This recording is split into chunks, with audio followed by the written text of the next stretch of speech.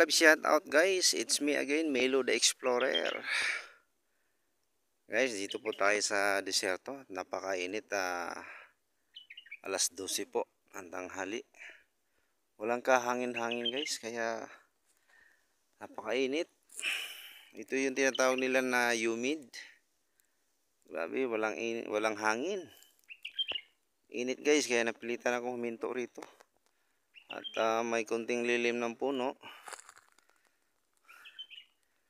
Minabuti kong mahinga muna dito guys. Ayan yung sasakyan ko. At ito po yung puno na pinagtataguan ko. At kahit pa paano mayroong lilim.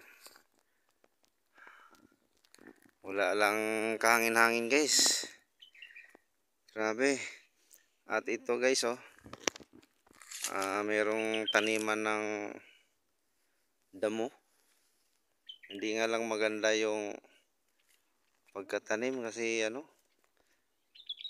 may patlang-patlang. Siguro kinain ng mga ibon yung binhi na sinaboy dyan. Ang dami kasing ibon dito guys, yung bato-bato. Saka mga kalapati. Yung mga maya, moryon. Kinakain nila. Kaya siguro ganito yung kinalabasan. Mayroong mga lugar na walang damo. Kinain siguro ng mga ibon. Ayan guys yung damo na yan, yun yung pagkain ng camel, tupa, at saka kambing. Yan. At ang yung iba yata dyan, hinahalo yata sa feeds. Ginigiling nila. Laki na ito guys, ang lawak yan. Hanggang doon. Siguro mga 10 hektarya o hindi lang. Sobra pa. Napakalayo ng dulo nito. Ayun.